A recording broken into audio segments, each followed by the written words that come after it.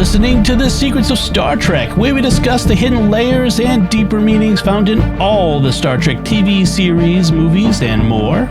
And today we're discussing the second episode of Strange New Worlds' new season, Wedding Bell Blues. I'm Dom Bettinelli, and joining me today on the panel are Father Jason Tyler. Hey, Father. Hello. And Jimmy Akin. Hey, Jimmy. Howdy, Dom. We've got more of your listener feedback we want to share at the end of the episode, so stick around for that. And remember to like The Secrets of Star Trek on our social media. We're on Facebook, facebook.com/StarQuestMedia. We're on X, where we're at SQPN, and we're in all the different places. So follow us there and leave us comments. We love to hear from you. So, Jimmy, can you give us a recap of Wedding Bell Blues? This week, it's 3 months after the last episode. Enterprise is at a starbase following repairs from the battle with the Gorn, and Christine is returning from her 3-month archaeological medicine fellowship.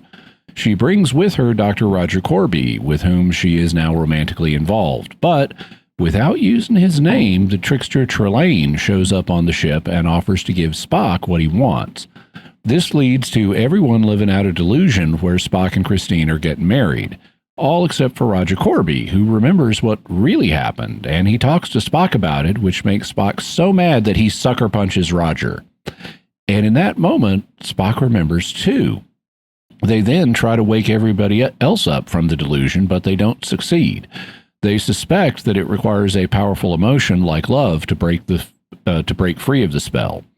Trelane is now pretending to be a wedding planner and officiant, and he gets Spock and Corby to go along by threatening to do horrible things to everyone if they don't. At the wedding, Corby objects, and Trelane turns him into a dog, but nobody seems to notice. Spock then begins speaking his vows to Christine, but he phrases them in such a way that triggers her love for Roger, and she remembers too. Irate, Trelane threatens to kill everyone except for one person who doesn't have a mouth. And he's about to carry out the threat when suddenly his energy-being father shows up. The father is voiced by John Delancey, or Q.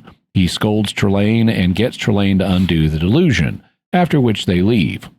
In other news, Erica Ortegas' brother has come aboard, and he and Uhura are romantically interested in each other, much to Erica's annoyance. Our closing shot is of Erica having just gotten done venting her frustrations on a boxing bag. She looks out a window, and we see the reflection of an angry Gorn behind her. The end. Father, what'd you think of this one? I like this. At first, I wasn't fully into it, but as it went along, I think it brought me in a little bit more.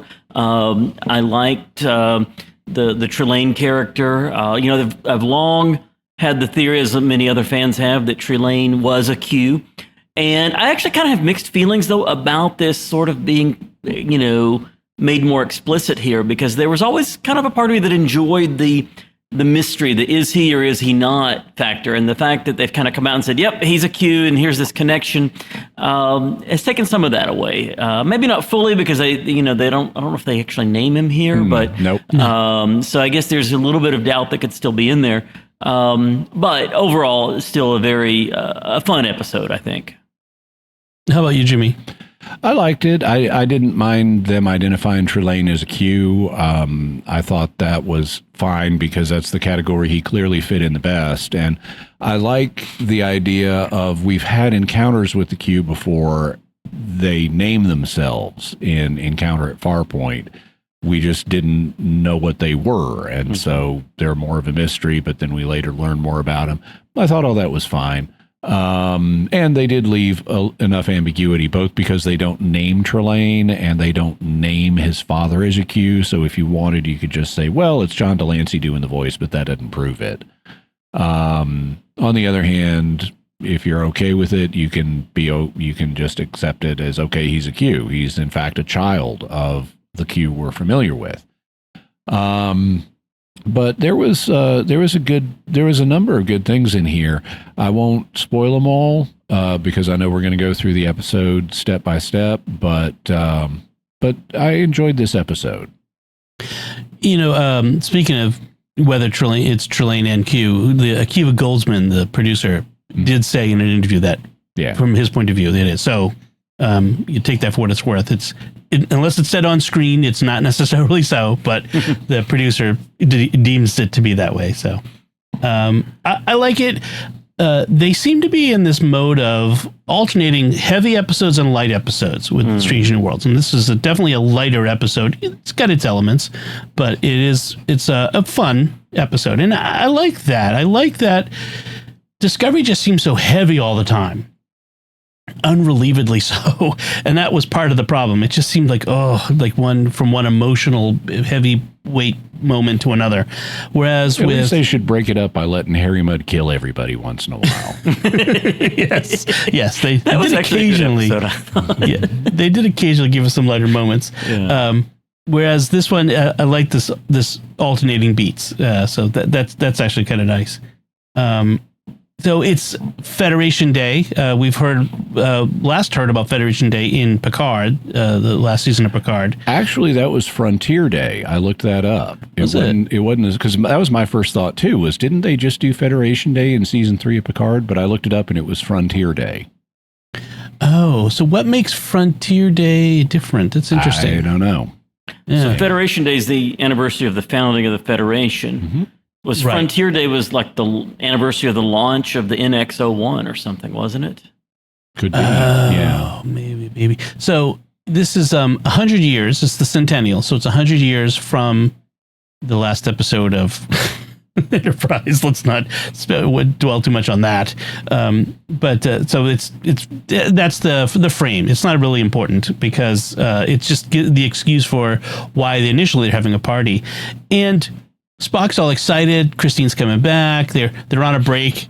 This is like the episode of Friends, or that season of Friends where Ross and Rachel were on a break and then he went on a date. This is kind of the opposite of that, where Spock thinks we're on a break means we're getting back together again, and Christine clearly did not. Yeah, this may not be the most helpful reference for fans of a sci-fi show. Well, you'd be surprised at how popular Friends is among a younger generation. I know it's a popular show, but I have no clue what you're talking about. Okay, there was a famous misunderstanding where they were on a break, and basically a whole season, he kept saying we were on a break to justify the fact that he went on a date with somebody else during the break.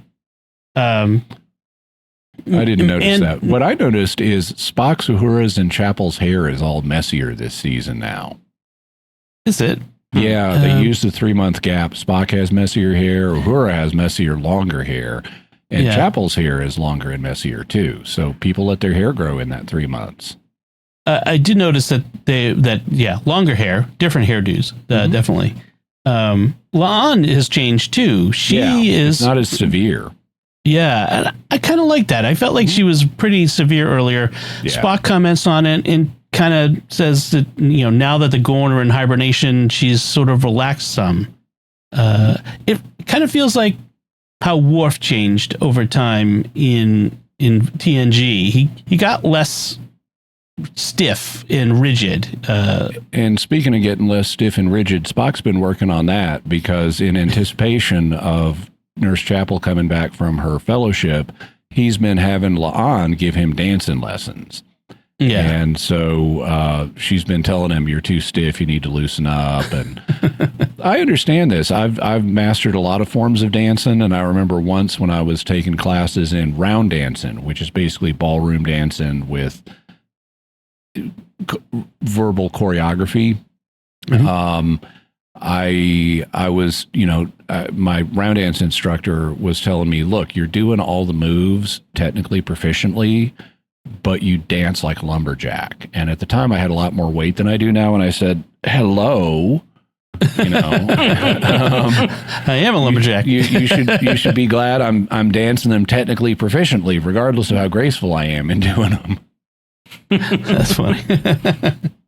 So as we mentioned, he's smitten, anticipating the return of Chapel. I mean, for Spock, he's, almost, gushing at times. And then he's in the transporter room with a special book that he's going to give her, like this amazing gift. And then she shows up with Roger Corby, who's now Irish, apparently. And played proficiently. I like the new actor. He does a good job in this. I noticed when she reveals that she's now with Corby, the musical cue is a little bit of music from Amok Time. Did you guys notice that? I missed that. That I didn't notice. What I noticed was when she says, Dr. Corby is my date, we have this ominous music. Yes. That comes in right after that.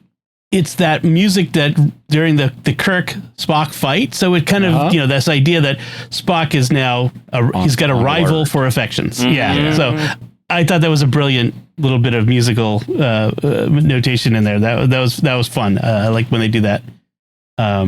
So now Corby's on board, and he's, of course, the perfect boyfriend, right? I mean, he took her to a mountaintop where they could see the stars and the moon and the cosmos, and gave her this amazing bracelet that is this extremely rare jewel, that sort of thing.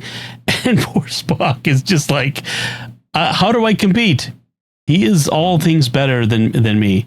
And it's kind of interesting to consider that this Roger Corby is going to eventually somehow break it off with Christine and become an android evil man. Yeah. Yeah. So it's kind of interesting to see. Mm-hmm. I had forgotten completely that Roger Corby was in the original series until I went to Memory Alpha after watching this episode to kind of prepare for this podcast. Oh yeah, he does show up there later and everything. So. And it's horrifying. Yeah. He robotizes everybody. Right. I was saying before, I think in our last recording, this Chapel and Spock relationship is the opposite of the one we get in TOS, where in TOS, Chapel pines for Spock, and in this one, Spock pines for Chapel. It's this opposite thing. But I got to say, Chapel telling Spock that she wants to be free of commitment for a period of time and then getting a new boyfriend, that feels very real, because kind of happened to me once when I was dating, and I'm like, man, this one hits a little close to home. I have to say, and I can sympathize with Spock. That is not pleasant. Let me tell you, that is not a fun. And he's discovering human relationships and emotions fresh, so it almost doubly so for him to have to go through this. So I thought it was interesting.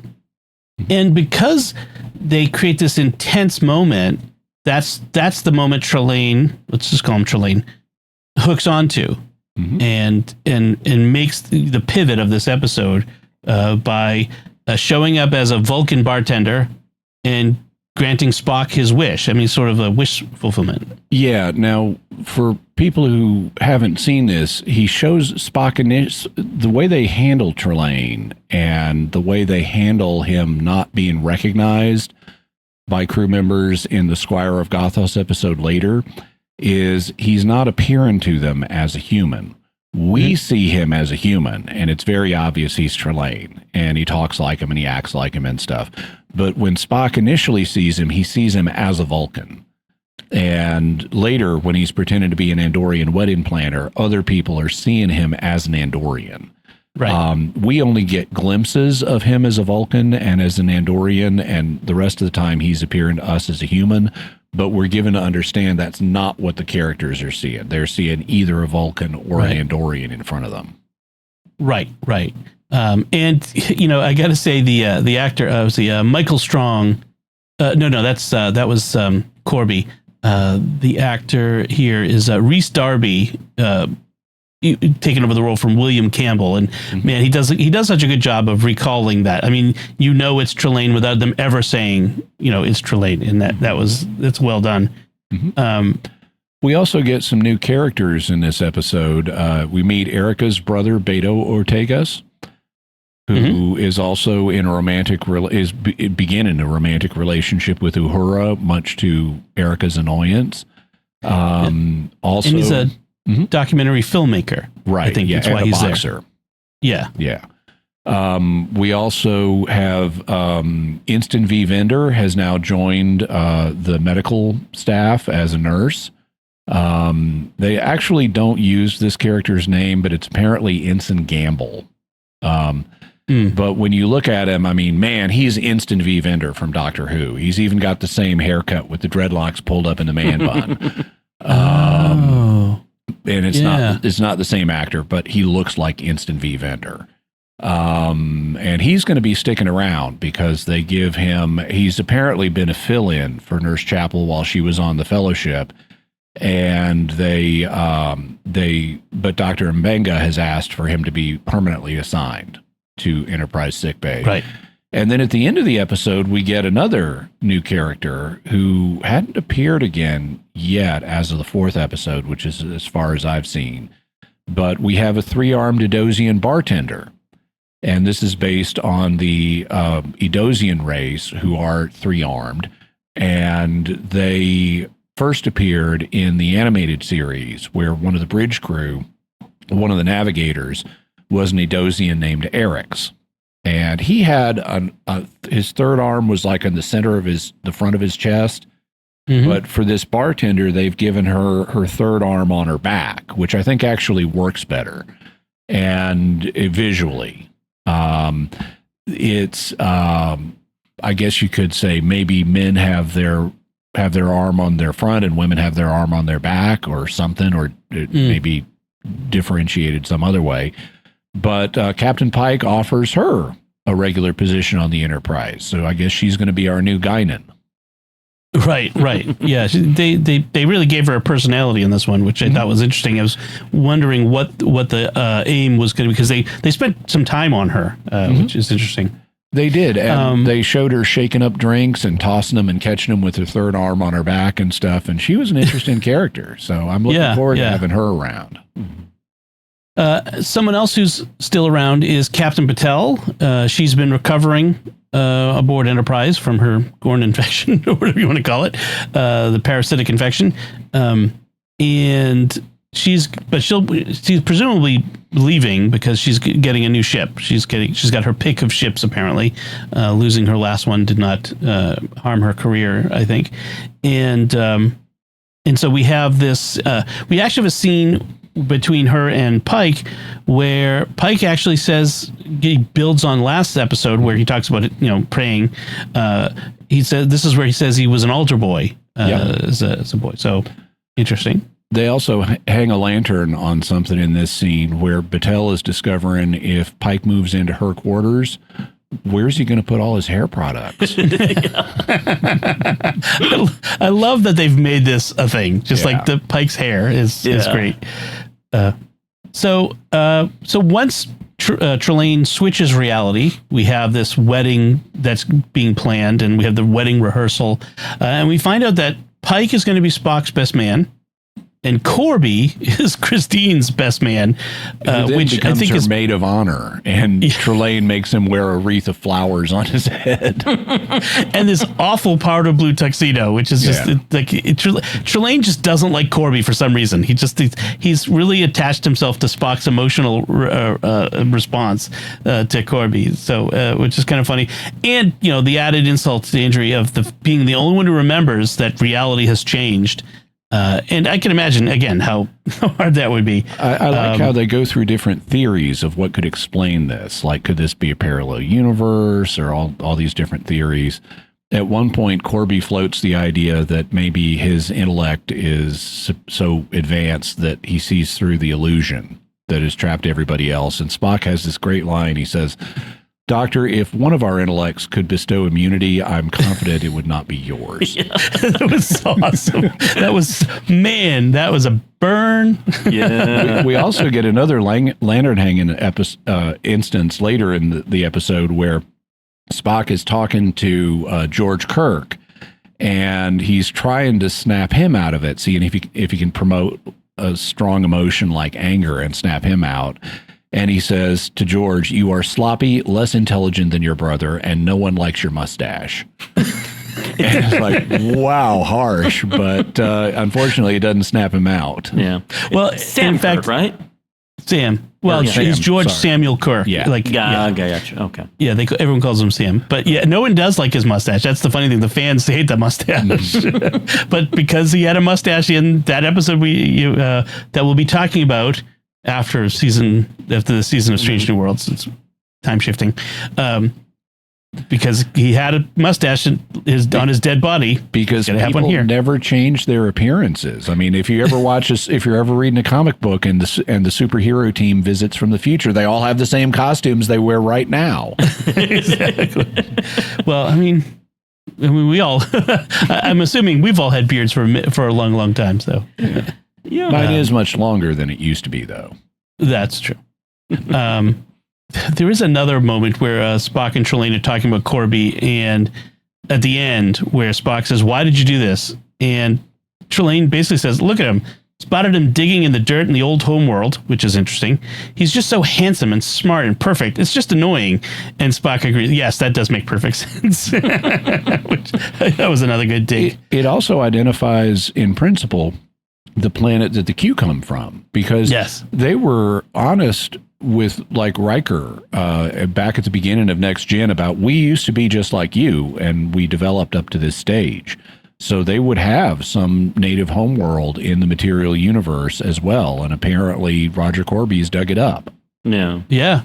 So it's interesting expansion of the our knowledge of the Q background for sure. Also, like, they make a nice Twilight Zone reference in here where Corby is talking to Spock, explaining that, just like Trelane appeared to Spock and said, "I'm going to do horrible things to everyone if you don't go along with this," he did the same thing to Corby and gave him the same message. So Corby also needs to cooperate, and he says otherwise he's going to wish us all into the cornfield. Yes. And that's a great Twilight Zone reference for people who've seen this episode where Billy Mooney is this little boy who has magical wishing powers, and you're a bad man, you're a very bad man, and then he wishes you into the cornfield and you're like a scarecrow for eternity. Right. An episode that's scarred a generation. He also turns another guy into a giant jack-in-the-box. Yes. So Trelane, as the wedding planner, basically the rest of the episode is him, doing increasingly, unhinged things to make things go the way he wants. Christine has her bouquet, which I thought was interesting. This is sort of a future tradition in weddings, apparently. Her bouquet is her mother's bouquet from her wedding, that has been preserved in a stasis field, but then and it's not uncommon today for women to preserve their wedding bouquets. I mean, my wife Renee preserved hers. Now the flowers in real life at present dry out, but if you have stasis technology in the future, you can keep them fresh, which is apparently what Christine's mother did. And we're getting some background on Christine about her family. Her mother is apparently deceased when she was young, I think is the implication.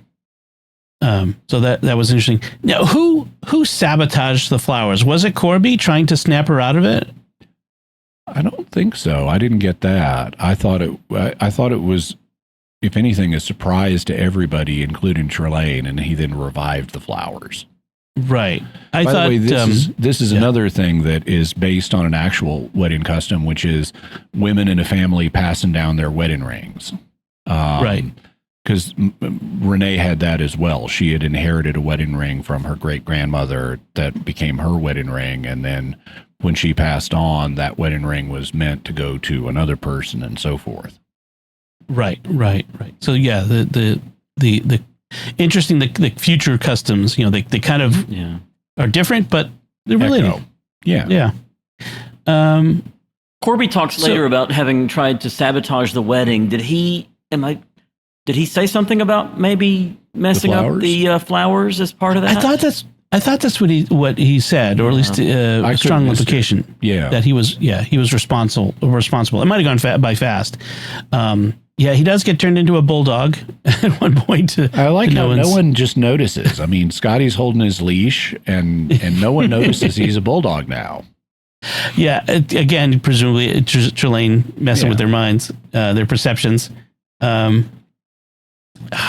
I don't have a lot of notes on the antics. It kind of went by fast for me. I was enjoying it as it went. My next note is Trelane's dad is Q, John Delancey. Before that, though, there's this moment where, and this I thought was very creatively written. So Spock has learned by listening to Christine and Corby about how their relationship developed.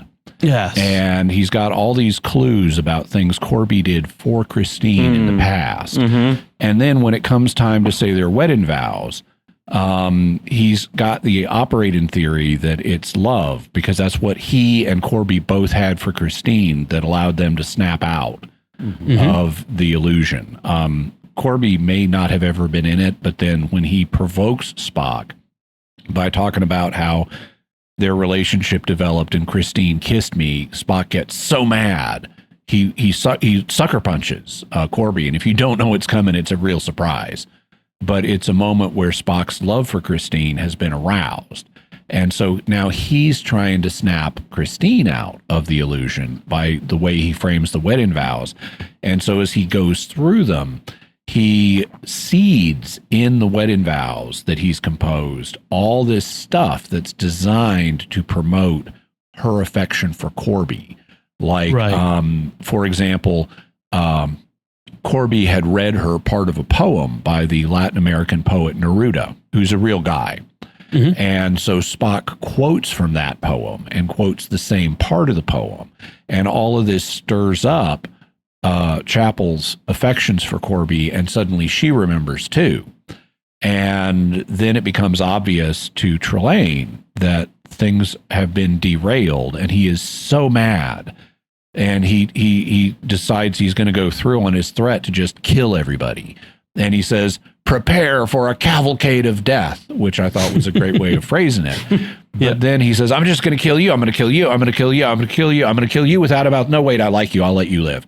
And it's at that point that John Delancey's voiced energy being father shows up.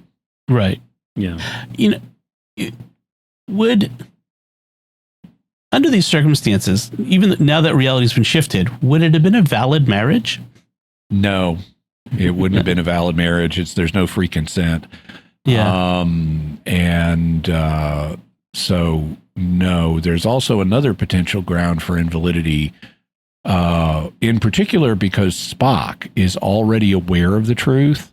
Yes. And under the 1983 Code of Canon Law, if one of the spouses or intended spouses withholds information that is serious in nature and could of its nature seriously affect the marital union, the wedding is going to be invalid. So there's a disclosure requirement in current canon law that you have to it's not like you have to tell your prospective spouse everything about you. Right. But if there's some fact that would seriously disturb the marital union, you got to disclose that. Right. Like, oh, and by the way, I'm a serial murderer. Right. Or something, or whatever. It has to be something really serious. And Spock knows the truth about this situation, which is really serious and would affect their marital union. So under current canon law, it would be invalid for that reason as well, in addition to the non-exchange of consent. It's also being done under force, which illustrates, because Spock would not be marrying her if he wasn't being forced to. And so you have lack of free consent. Now, canonists actually debate because this requirement about disclosure came out for the first time in 1983. They actually debate, is that natural law or is that ecclesiastical law? But at least under current law, you got to tell them if you're an axe murderer or something like that could fundamentally disturb your union. Because if it's ecclesiastical law, then it doesn't apply to marriages that occurred before 1983. Correct. Right? But it could be modified in the future, so it wouldn't apply to those either. But if it's divine law, then it's going to apply to all marriages, no matter when they occur. Yeah. And do you have an opinion on that one, Father? I'm sorry. Do you have an opinion on that one, Father? Well, I was going to say it's an interesting thought. I wasn't aware of that debate you were mentioning. But if it is merely ecclesiastical law, it also would not apply to non-Christians, for example, right? Yep. Right. So if you're a non-Christian axe murderer, you might not have to tell your non-Christian spouse about the axe murders. Or a Vulcan. Although there might be other reasons that marriage could be invalid, but Yeah. Yes. It's not surprising, but it is, gratifying to see how Spock does have the integrity to not even consider going through with it, despite his feelings. That is the Spock we know and love for the last 60 years, that a Spock who would have the integrity not to, and the logic to do something based on strong emotion. And that was gratifying to see. I'm happy with that. Actually, I do want a couple other things. La'an tells Spock in the end that love comes in all forms, and he gave Christine his love that he could have the ability to give. I thought that was a nice moment. Like, love isn't just romantic love. Love can be this sort of self-giving love. True, although the way they phrase it is a little bit Hollywood. It can be taken in all forms. Yeah, that phrase sometimes has a different connotation. I will acknowledge. Yeah. I choose that in this context she meant that love can be self-giving and more than just sacrificial romantic. like this. Yeah. So I wanted to talk briefly about Ortega's PTSD, which is what it seemed to me was going on, her post-traumatic stress, where she was seeing the image of the Gorn in the reflection in the window, in the porthole. I don't know that she saw that. I guess she could have, but I interpreted it as non-diegetic, as just evocative of what she's going through. She's having some kind of PTSD moment. Right, a symbolic moment, a symbolic reflection of what she suffered. So presumably we're going to be going into that in the rest of the season, or in the future in the season anyway. Yeah, you keep putting your two colleagues in awkward positions where we know what's going to happen, and you've just alluded to it, but we're not allowed to say. Exactly. Because you haven't watched those episodes yet. This is precisely why I haven't watched those episodes. To put you in that position.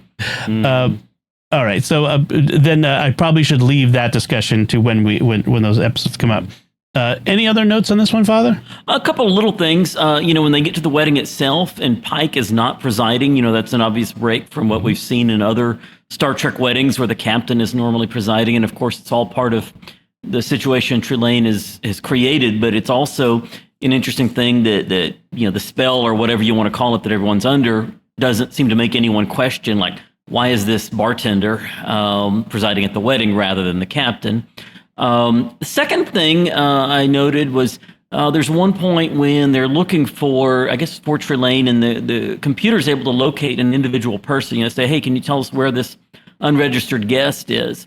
And it seems like, if I remember right, at Encounter at Farpoint, the first TNG episode, they acted like, being able to say locate Commander Data or whatever was a new sort of technology. It was like a new thing. But it's obviously, happening here as well. Yeah, and I would cut him slack on that because, hey, my iPhone has Find My Friends on it right now. Yeah. It's Find My Communicator. Yeah. Jimmy, any other notes? Nope. Okay. So I did say we had some feedback. This comes from our recent discussion of the TNG episode, When the Bow Breaks.